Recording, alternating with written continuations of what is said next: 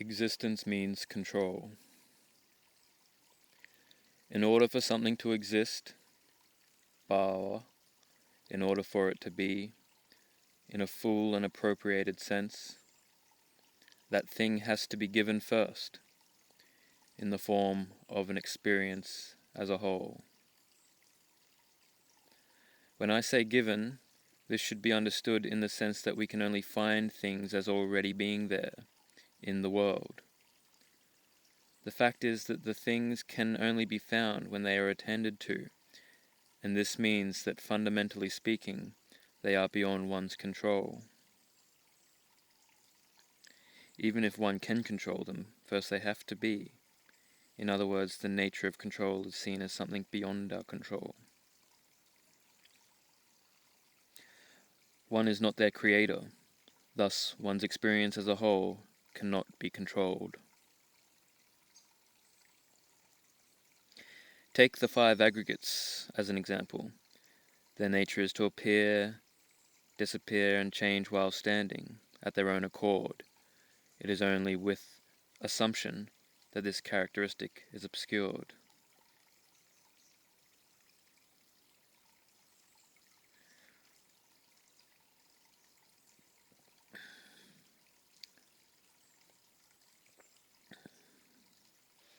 Self-view confuses the fact that the 5 aggregates, or in this case the 5 assumed aggregates, can be modified or affected once they arise.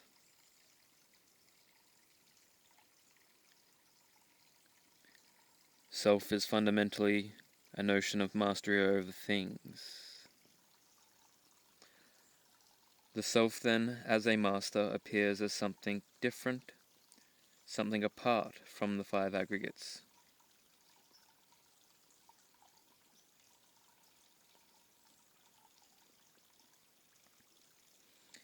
If the self would see that despite all the proof its mastery actually requires, or directly depends upon the 5 aggregates, the notion of control would cease.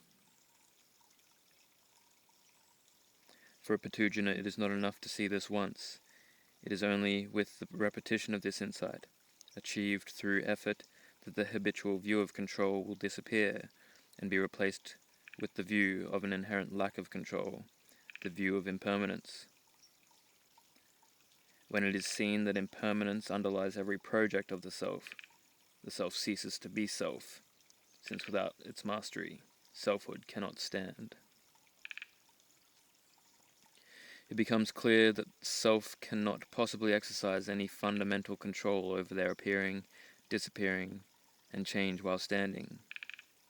This is why, by contemplating this long enough, one can become an arahant.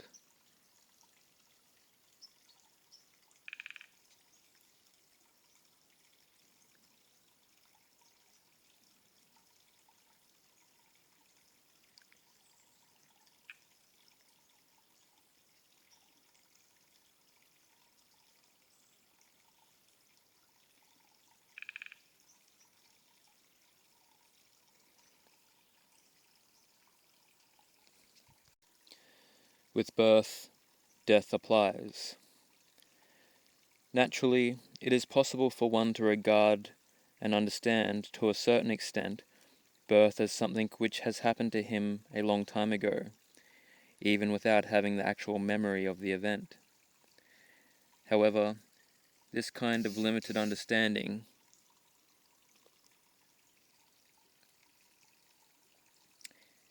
is only possible in the objective, scientific view of the world and oneself. We can even go a step further and say that it is precisely because of that view that one thinks of birth and other things, including aging and death, in these temporal categories. With this kind of view, the objective world in front of one, the world which is in time, takes precedence over one's experience as such, which is of time. One starts regarding the objects that appear through one's experience as something more fundamental than the experience itself. He puts second that which is to come first, and he puts first that which is to come second.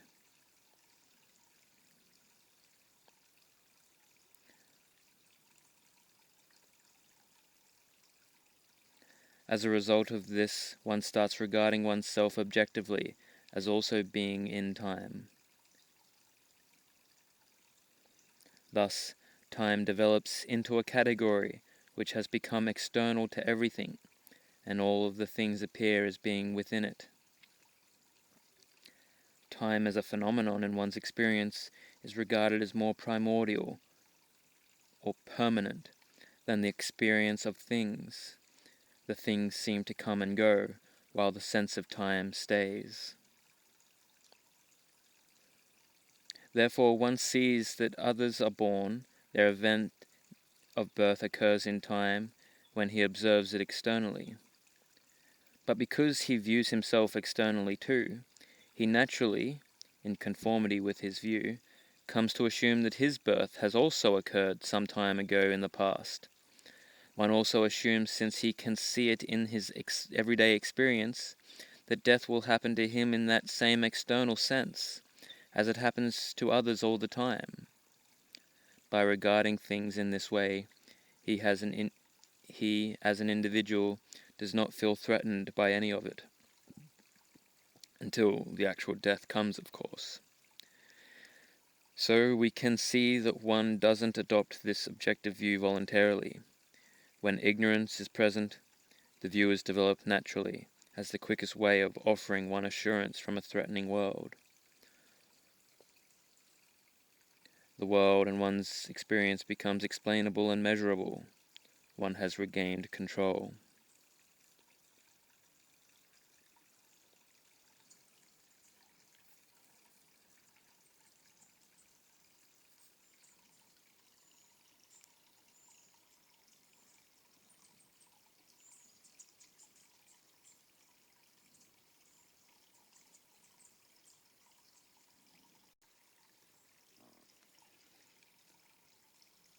The Buddha talks about the nature of birth as a phenomenon, Dhamma, in one's experience.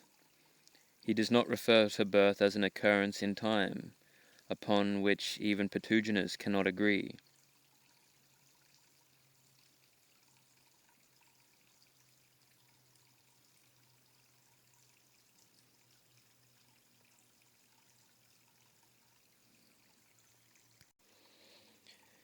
If one were able to relinquish any attachment for his own body, would one be bothered when that body falls apart and dies?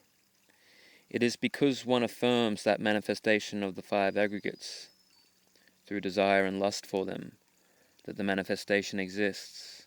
It comes into being. With being, birth is. Bhava Pachaya Jati.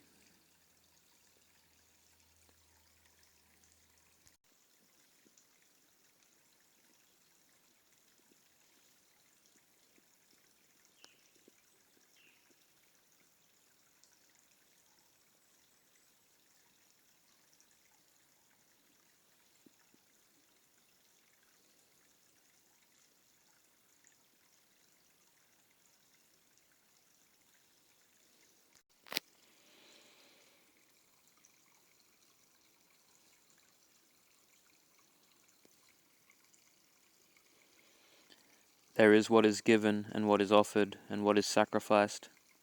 There is fruit and result of good and bad actions. There is this world and the other world. There is mother and father. There are spontaneously reborn beings. There are in the world good and virtuous recluses and Brahmins who have realized for themselves by direct knowledge and declare this world and the other world.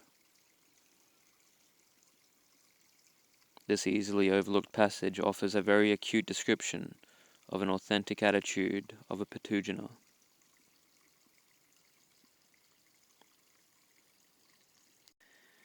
The attitude of recognition and acknowledgement of the existence of things as phenomena. There is. Someone might argue that one does not necessarily see the spontaneously reborn beings, for example, but the point is that one should recognize the mere fact that there could be spontaneously reborn beings. The possibility of spontaneously reborn beings exists as such.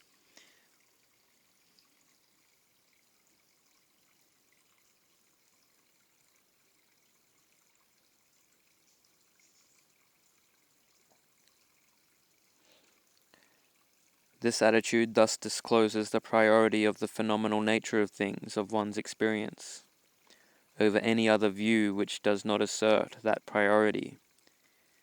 It is because of this very lack of the correct priority that these kinds of views are wrong views, as far as freedom from suffering is concerned.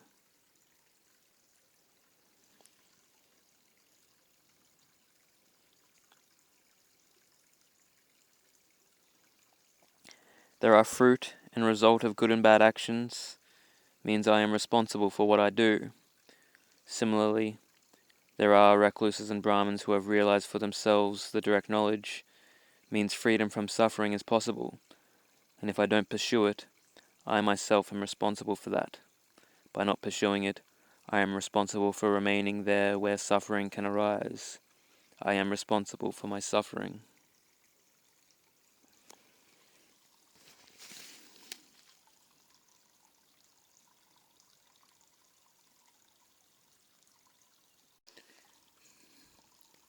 In present times, a spiritual, mystical view of the hidden reality of one's true self or universal consciousness would be a form of idealism, while the very common and prevalent scientific objectification of the experience would most certainly come under materialism. These two can serve as the two prominent poles of wrong view spectrum. These views differ from the right view because they are focused on developing and providing explanations of the nature of one's experience, while failing to see that fundamentally they are derived from it. No matter how plausible and accurate a theory or an explanation of the origins and nature of the experience is, the fact is that experience, as a phenomenon, will always have to come first. This means that the explanation cannot be applied retrospectively to describe its own origin, which is simultaneously present. Nevertheless, by maintaining this contradiction, which is an assumption, the actual structural order of the experience is assumed different. Since that's all a Patujana has in front of him, that assumed nature of the experience exists as such. Because of this, the nature of a wrong view is to provide a man with reasons and causes, which achieves nothing except concealing and contradicting the notion of the immediate appearance of things and one's own existential responsibility.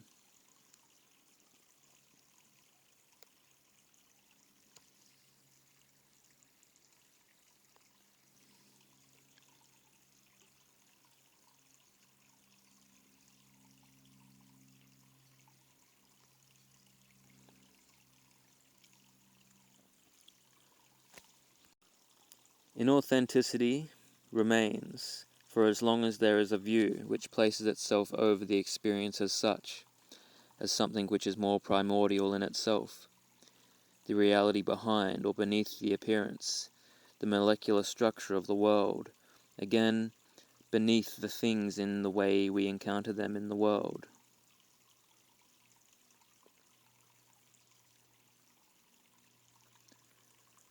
Nevertheless, for a Patujana, the possibility of seeing the structural priority of existence as a whole over the particular instances his self derives from it still remains, and only when he admits this, the real work can begin.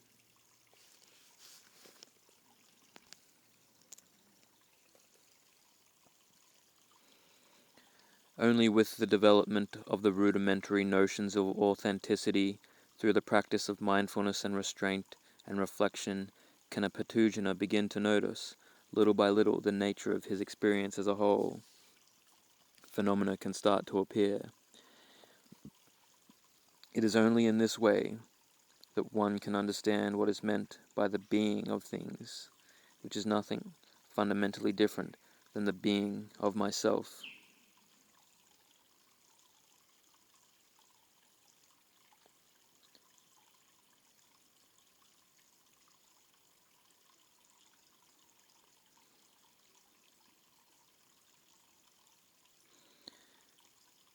Existence cannot be conceived anywhere apart from appearance, but also it is not appearance as such. Even more importantly, that existence does not depend on appearance directly, it depends on the assumption in regard to that which appears, and this means nothing else than that the appearance, for its appearing, does not require existence at all. It is actually better without it.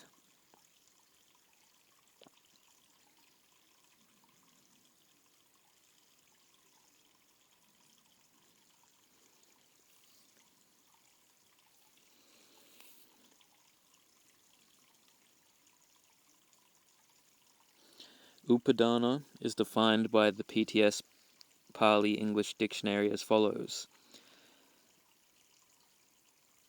substratum by means of which an active process is kept alive or going, fuel, supply, provision, drawing upon, grasping, taking up, assumption, assuming,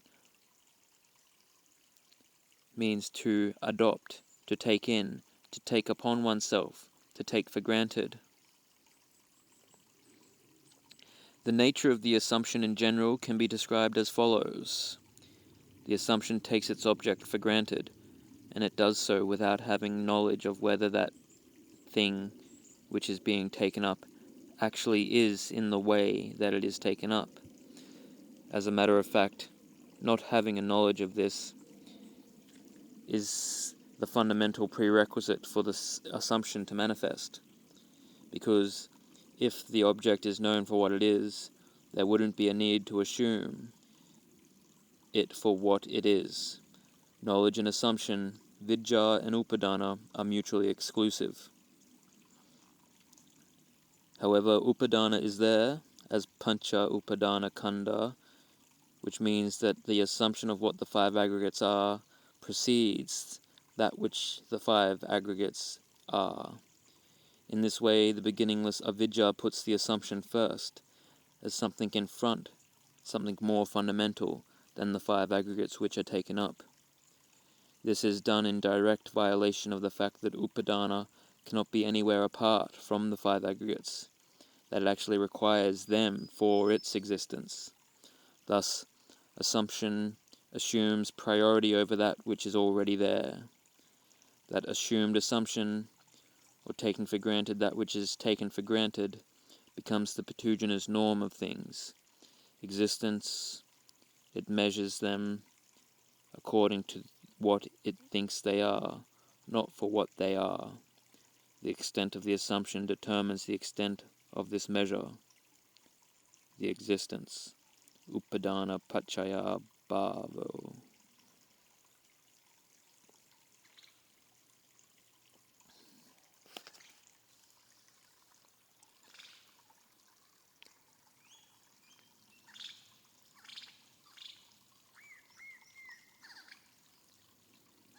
In the beginning, the Patujana's existence was a mere fact of which he was barely aware.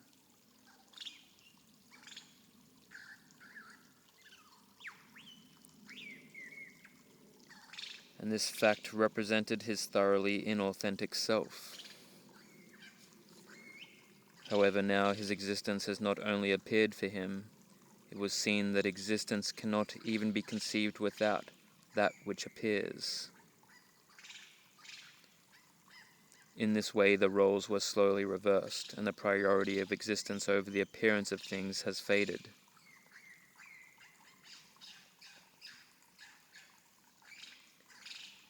Now, with the Buddha's aid, a Patujana can further see that actually the existence is not that which appears. It never was. It is the appearance that exists, by him assuming it, or by being ignorant in regard to it. The existence, in order to be, requires maintaining, hence upadana pachaya bhavo. In this way, a new perspective has emerged on the relationship between existence and appearance, which reveals that initially the Patujana had the whole picture upside down. The further pursuit of this principle would simply carry further right through the center of the Patujana's being, who at that point would cease to be a Patujana, and complete the reversal of this inverted experience of his, in the same manner as one would turn a sleeve inside out. At that point, that individual's being would cease without remainder.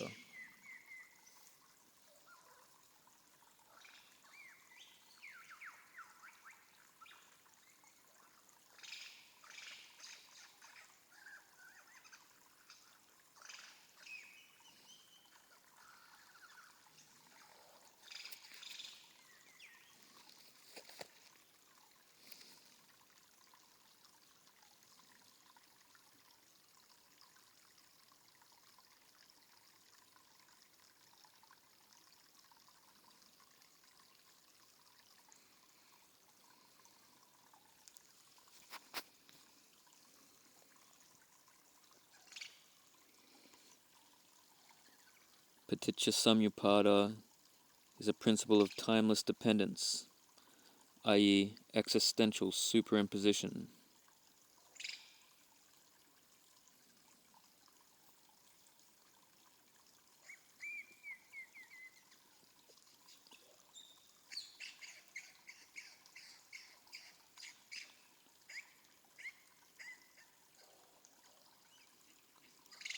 Ultimately, ignorance is nothing but the non-seeing of the nature of superimposition of the two hierarchies.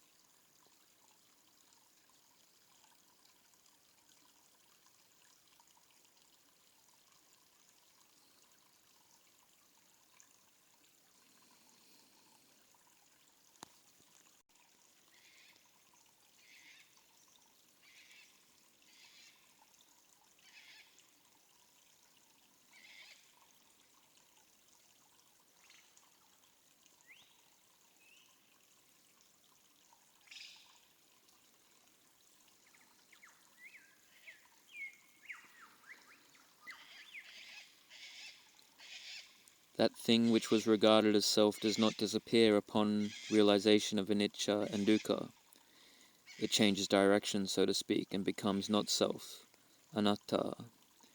However, even then the thing remains there, and what disappears is self-view, and that is because the hierarchy of awareness has lost its pressure.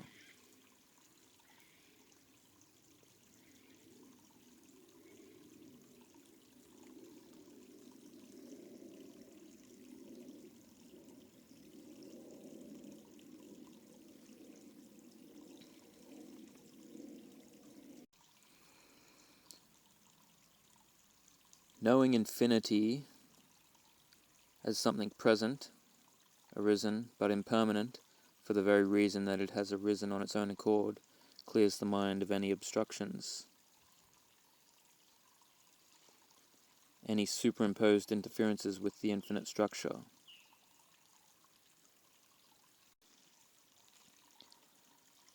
Not perceiving the feeling, a summary with quotes. Feeling cannot be thought. It cannot be perceived.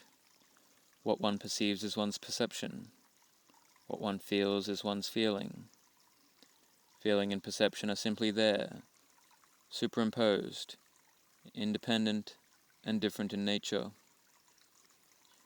If there is just the domain of feeling and just the domain of perception, then there can be nothing external to those domains which is both felt and perceived. If the superimposition of these two completely independent, simultaneously present domains is understood, the assumption of such an independent thing outside of feeling and perception ceases to be a bridge for the two which relates them. Thus, that assumption of a thing which identifies as the same, different both or neither, the unidentifiable feeling and perception makes them manifest in that identity. Feeling and perception come to exist. The identity feels, the identity perceives. I feel, I perceive. By understanding that the determination for feeling and perception can neither be felt nor perceived, one knows that the feeling and perception structurally cannot overlap, or merge, or be bridged or identified. This makes the assumption in regard to feeling and perception redundant, irrelevant, not worth maintaining. Why? Because it does not, and it cannot make any difference to the structural order of things. Feeling feels, perception perceives. With ignorance, one thinks it is this sight, sound, smell, taste, touch, or thought that is felt. Because of that feeling, one sets upon to affect those sights, sounds, smells, tastes, touches, and thoughts, sets upon to change them, modify them, adjust them, pursue them, avoid them. One gets entangled in the sights, sounds, smells, tastes, touches, and thoughts on account of what one feels when they are there. When one understands that the arisen things cannot structurally relate to each other, feeling feels the feeling, perception perceives the perception, concern becomes impossible or inconceivable, suffering completely ceases, never to arise again. This is because no amount of interference with perception can change the feeling, because the two domains do not relate. One becomes indifferent, since concern is in its nature always in relation to something.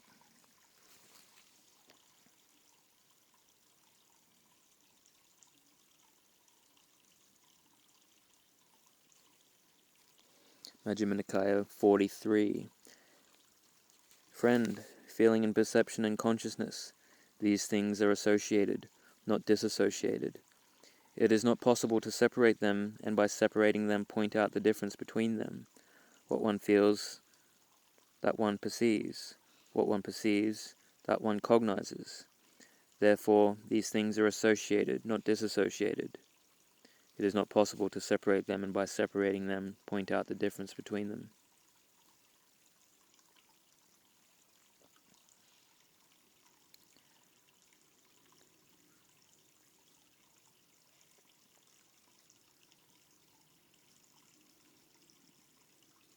What one feels, that one perceives.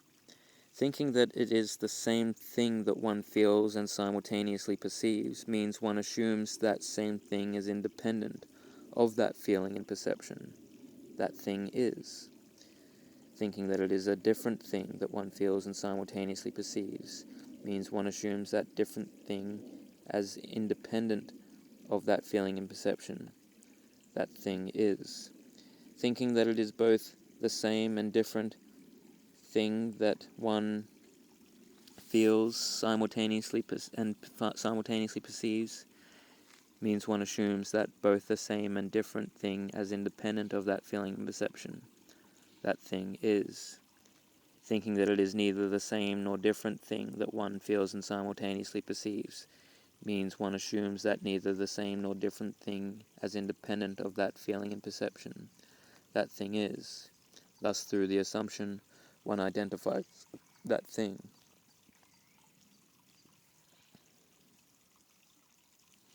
Whether one thinks it is the same or different or both or neither, feeling is there, regardless of the perception in regard to it. Thus a feeling cannot be thought, it can only be felt. A perception cannot be felt, it can only be perceived. One has to learn how to feel, or how to know that because of which the feeling is, or how to not conceive that because of which perception is. In regard to feeling, this means how to discern it from that which perception is. By feeling the feeling, by perceiving the perception, by cognizing the cognizance, by cognizing feeling while perceiving, by understanding cognizing, by not conceiving perception.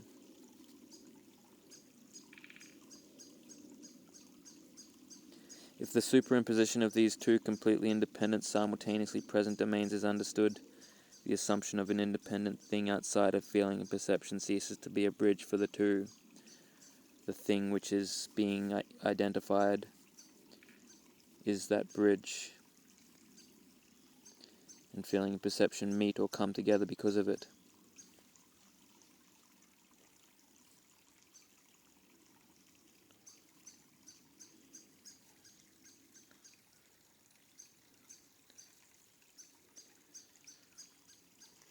Because of the assumption one feels the thing, not one's feelings.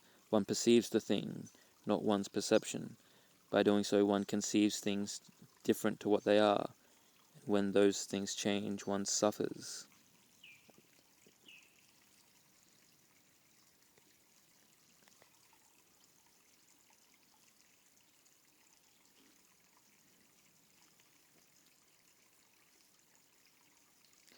Agreeable perception is assumed to be that which is pleasantly felt.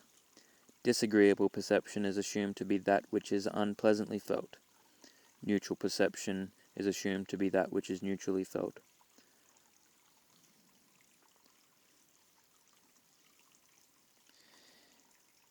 Yet it is structurally impossible to get entangled in the first place. But until one has fully understood that, one's not knowing that one cannot be entangled was one's entanglement. When one understands that the arisen things cannot structurally relate to each other, feeling feels the feeling, perception perceives the perception, concern becomes impossible, and suffering ceases never to arise again. By understanding this structural indifference, one feels indifferent to the whole structure, which is what equanimity or upekkha is.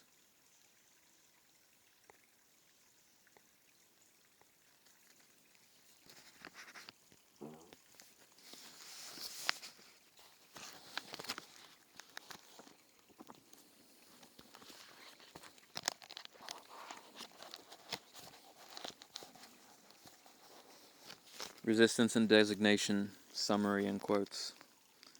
Perceptions are determined by matter. This means that matter is inaccessible to perception, because any percept one has is on account of matter, and so cannot be that matter. When one takes for granted the significance of matter within a percept, one conceives the significance of matter within perception as that matter on account of which one perceives. Thus matter finds footing in perception. Since the Patujana is responsible for conceiving, the matter is his creation, and he thinks it is my matter. Since matter determines perception, he conceives perception to be his own as well. Since he assumes matter and perception to be owned, he assumes the existence of an owner. Self-view exists.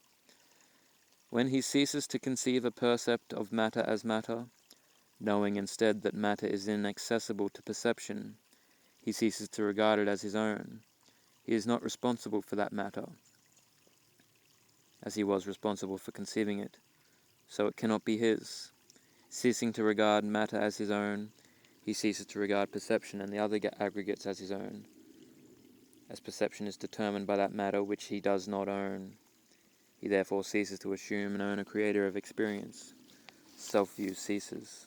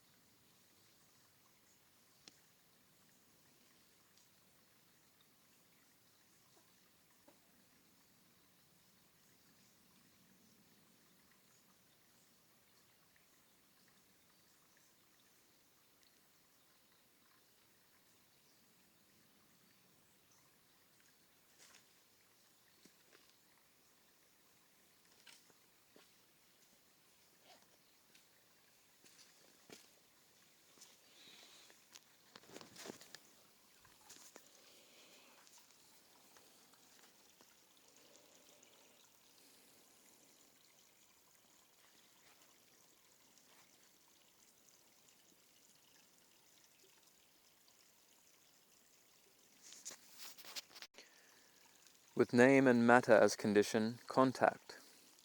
So it was said, how it is, Ananda, that with name and matter as condition, there is contact, should be seen in this manner.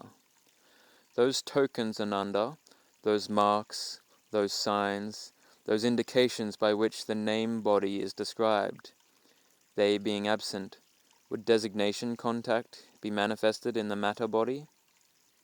No, indeed, Lord. Those tokens, Ananda, those marks, those signs, those indications by which the matter body is described, they being absent, would resistance contact be manifested in the name body? No, indeed, Lord.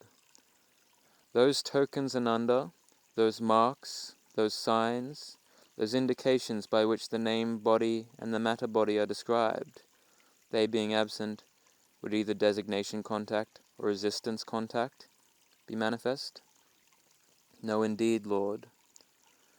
Those tokens, Ananda, those marks, those signs, those indications by which name and matter is described, they being absent, would contact be manifest? No, indeed, Lord.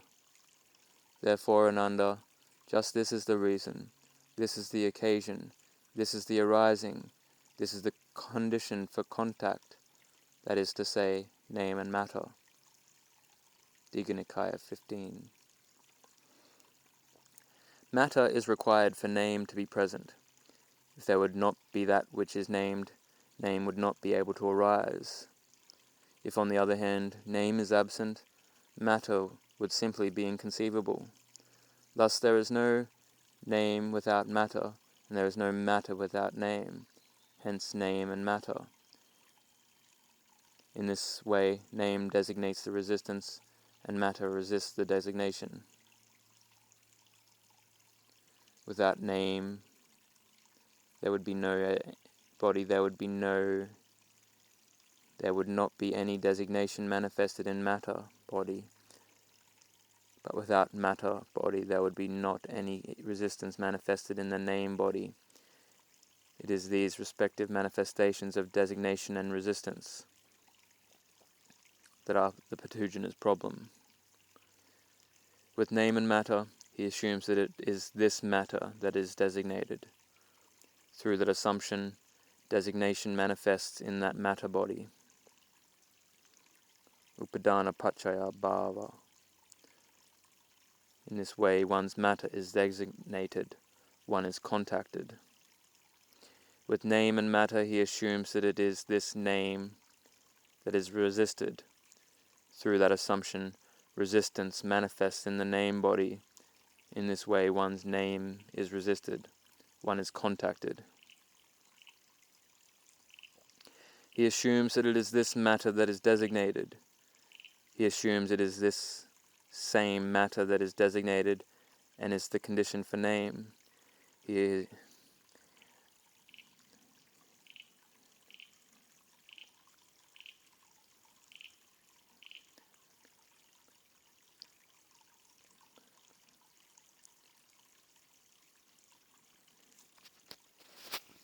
What a Patujana has to realize is that regardless of what he perceives, it is always his perception that is perceived, whether it is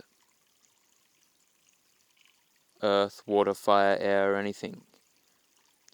All one will ever perceive is one's own perception of that matter.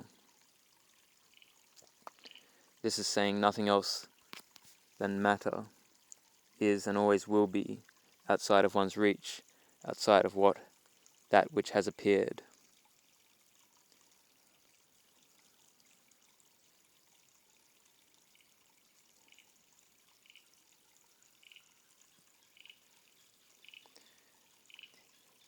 If one is not to conceive that matter because of which there is a percept of matter, one would not conceive oneself as that because of which there is a perceiver and conceiver of the world. Samyutta Nikaya 35, 116.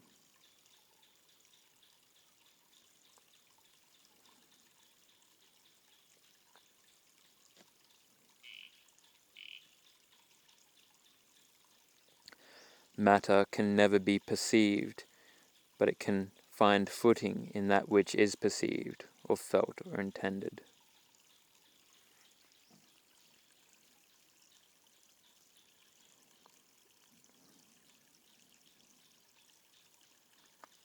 Matter finds footing in name. Matter exists. Digha Nikaya 11.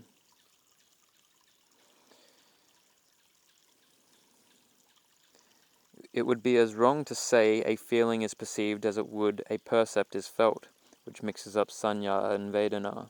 But it is quite in order to say a feeling, a percept, that is, a felt thing, a perceived thing, is cognized, which simply means that a feeling or a percept is present, as indeed they both are in all experience.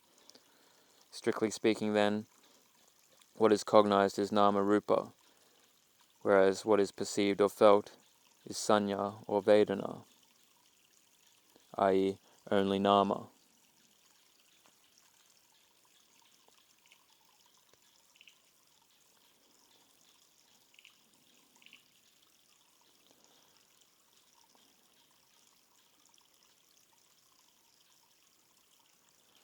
Since that my matter is conceived as that matter because of which there is a percept of matter, then that perception too becomes my perception. The same goes for one's feelings and intentions. They are all conceived as mine. Since the Patujana's whole experience is his, he thinks he himself is.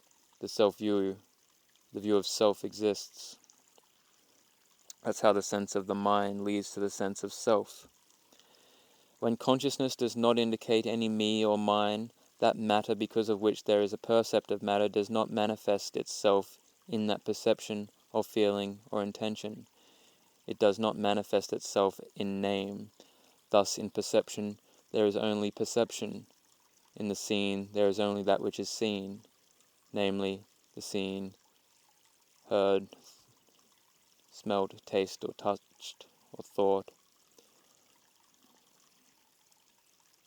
One ceases to perceive matter. One knows such a thing is impossible or inconceivable.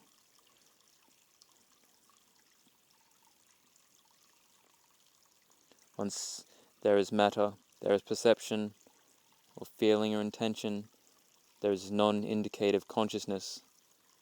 One understands there are 5 heaps, simultaneous, superimposed, utterly indifferent to each other.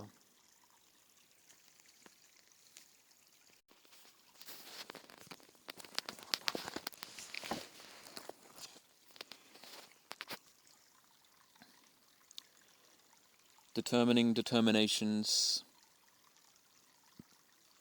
Summary. In quotes.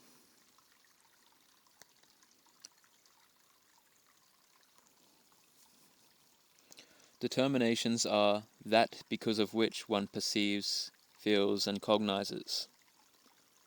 Therefore, no perception, feeling, or cognition can ever be that determination, because of which one perceives, feels, and cognizes.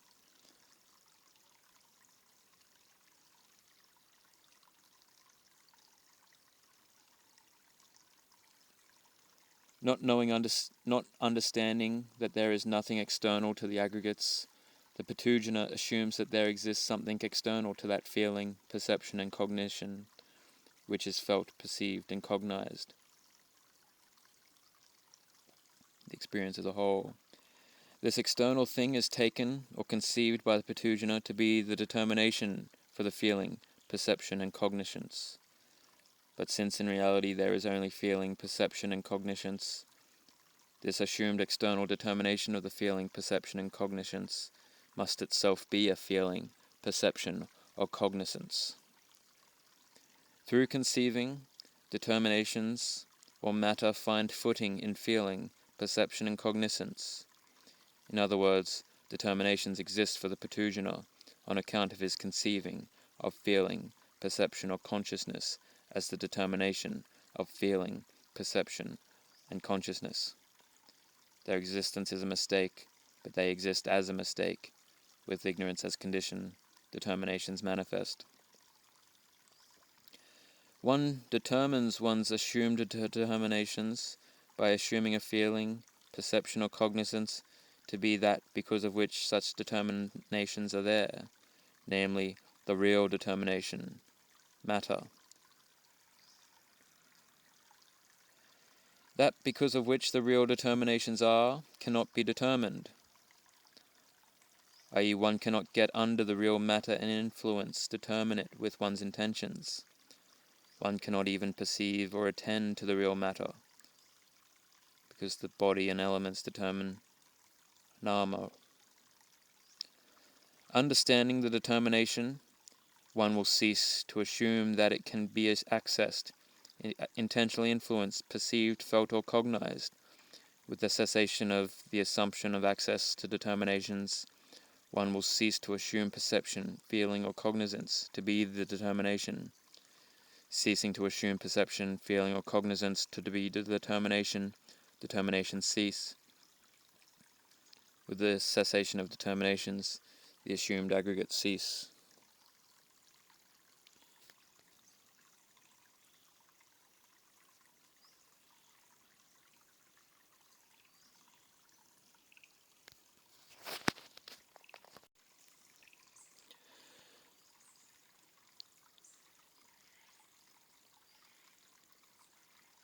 One knows that whether one intends toward, away, both, or neither, in regard to that because of which intentions are there, that because of which intentions are there remains there, regardless of the intention in regard to it. By understanding that it is fundamentally inaccessible to one's intentions, one ceases to crave towards it with those intentions. One ceases to assume it through those intentions, since neither intentions nor that which directly stands upon them, namely one's assumption, could access it. And one knows that ignorant intentions are simply craving, which leads to assumption. Tanha paccaya upadana, with craving as condition, holding. Intention does not imply craving. A hard thing to understand.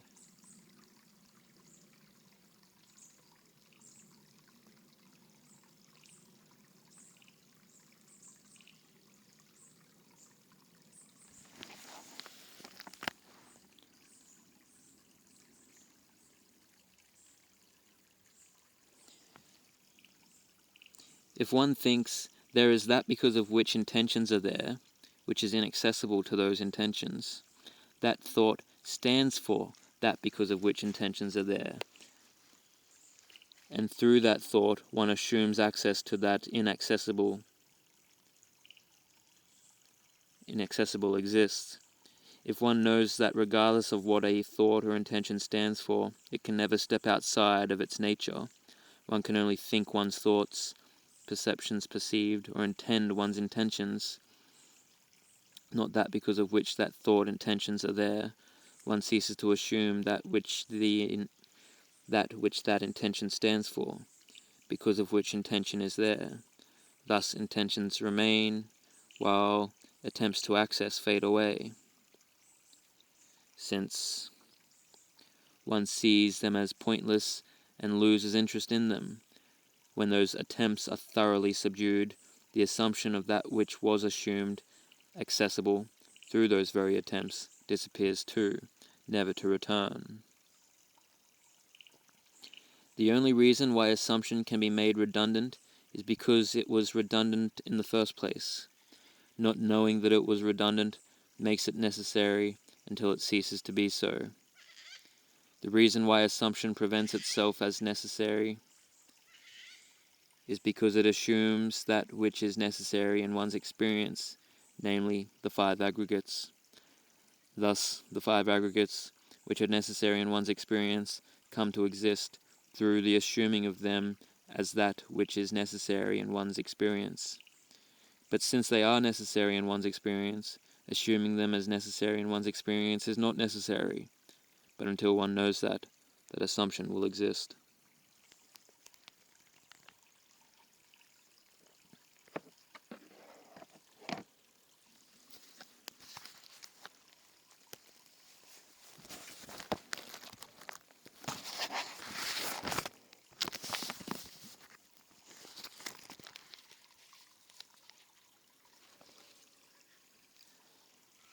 He assumes that behavior of this appearance is that which is matter. He assumes that appearance of this behavior is that which is name.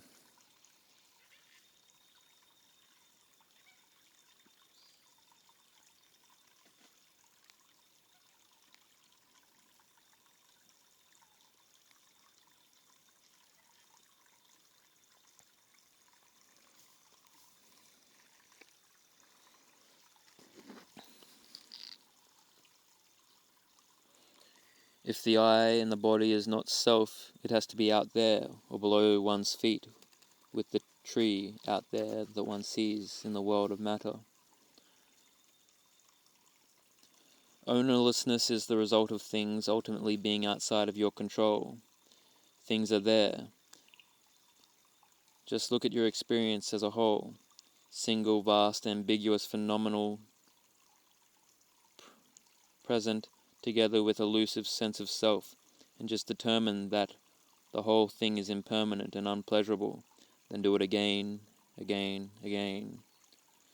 Whatever you experience, it's already given, material or mental, given beforehand, simply there. You always find it sufficient to show you are not in control or the master.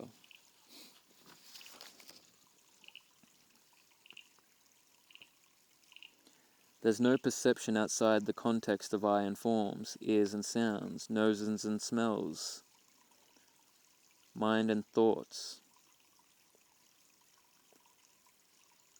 etc. Matter is inconceivable outside that context, but you conceive it with that thought. Hence all you can ever do is perceive your perception. Realizing this, your senses will cease to exist.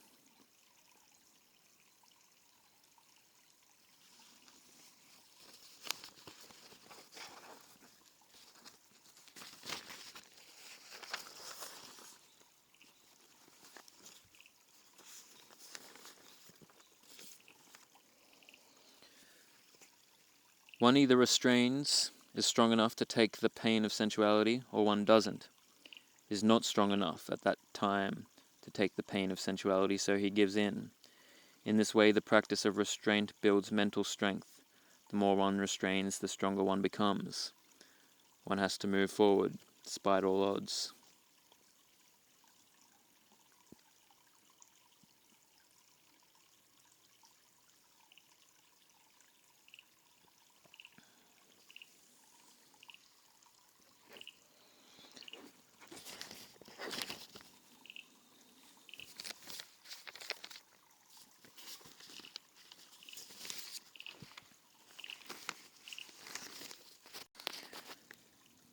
The appearance indicates the elements it depends on. By seeing that name and matter indicates nothing but that which it depends on, removes the self out of the picture as a completely gratuitous and redundant phenomenon, or simply put, it empties you of yourself.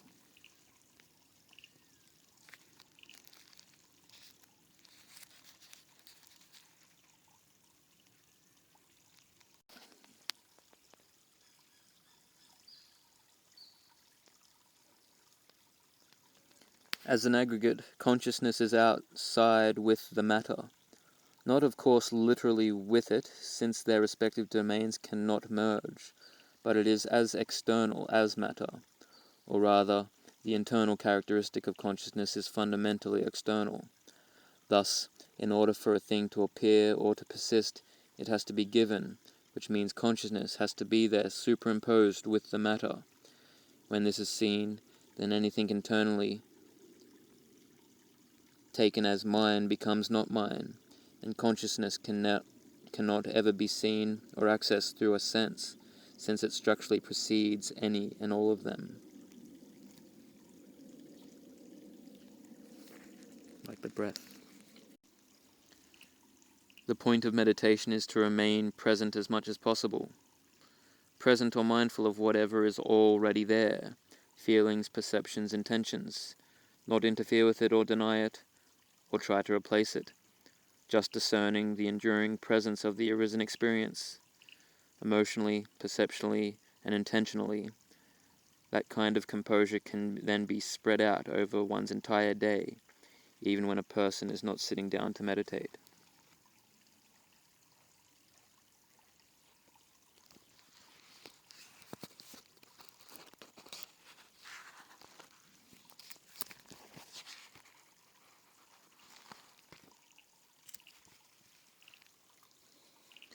Mindfulness, Yoniso Manasikara, is a recognition of these separate domains.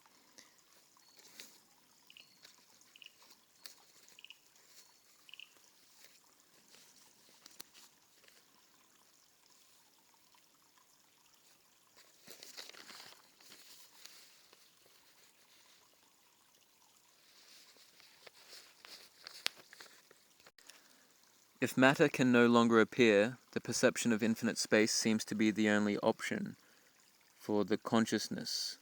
Both matter, four great elements, and space are objects of consciousness. The mind, subjectively speaking, has no substance at all, and the substance of the world is a perceived one. To put this all concisely, space is perceived, by which sense it doesn't matter. Sense of touch reveals your body, which being of space is also in space when perceived by other senses. Vision reveals space, not as a positive but a negative. It shows how besides matter, senses, appearance, even the mind is not one's own. It is out there, next to the matter that is being perceived. When you remove earth, water, fire, and air, when you distinguish space and the presence of it all, i.e. consciousness, there is nothing left. The whole experience has been included, with its positives and negatives. Those four Mahabhutas with space and consciousness are sufficient upon which one can remove all of the lust in regard to the existence.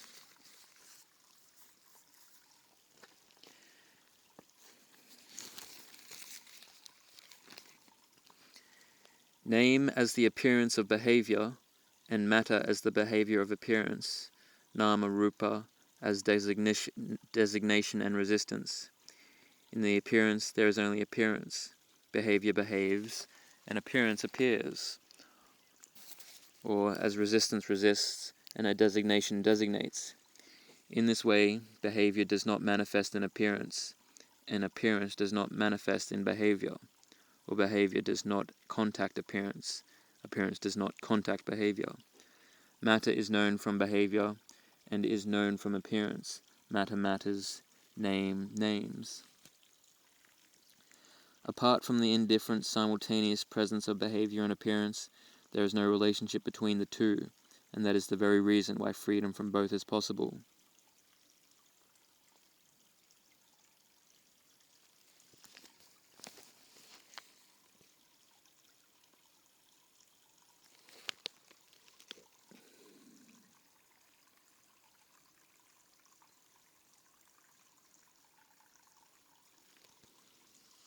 Sartre. How do we ever become convinced of the validity of scientific principles, if not by way of observing phenomena? And isn't observing phenomena nothing more than a particular way of perceiving, a particular way of experiencing existence, as we know? If the realm of experience existence turns out to be more primary, fundamental, than the objective validity of scientific principles, because it is only on the basis of experiencing our existence in a certain way that we end up construing principles in the first place. Phenomenological inquiry into the nature of existence must be an irreducibly atheistic undertaking, otherwise one's own answer to the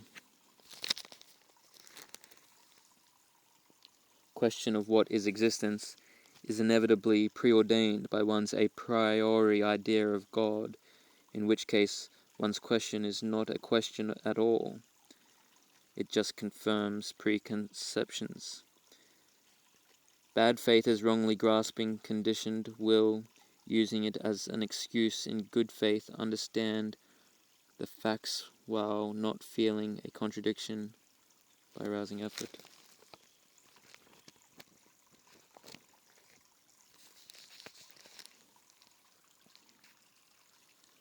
The internal eye is a negative phenomenon. By appearing, it appears not as a something, but as an opening which discloses, does not hide forms externally.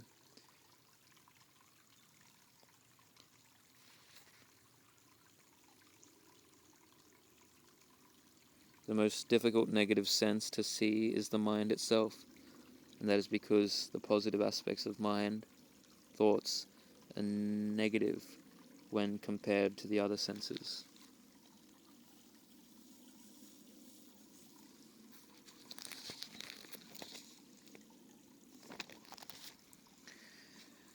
Matthias, isn't it quite remarkable that temperature cannot be perceived as surface of an external thing?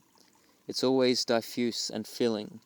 The temperature of an external thing must be transferred into one's body in order to be conceivable at all. One's body is the only thing in the world that is warm. It's the only thing that has a volume which does not hide behind a surface. That kind of voluminosity is only possible because there is something like warmth. It's certainly no coincidence that warmth and being alive and closeness are affiliated with each other. In Majjhima Nikaya 43, Venerable Sariputta says the 5 sense faculties depend upon vitality and heat. I would not be me without that sense of fullness, which is given by the warmth that pervades the whole body. So heat might not be an object of the sense of touch, but actually the basis for all the senses to function. A corpse produces no heat-warmth, and whenever people try to imagine to be another person, or even a thing like a stone, they can't do so without filling that other thing, and the only thing that fills is warmth, or temperature in general. It gives one a sense of voluminosity that is not surface-related. So heat, as one of the life forces, pertains to the extension of one's body. Meister Eckhart. They ask what burns in hell. Authorities usually reply, this is what happens to willfulness. But I say it is not that is burnt out in hell. For example, suppose a burning coal is placed on my hand. If I say the coal burns me, I do it a great injustice. To say precisely what does the burning, it is the knot. The coal has something in it that my hand does not. Observe, it is just this knot that is burning me. For if my hand had in it what the coal has, and can do what the coal can do, it too would blaze with fire, and I should not feel hurt.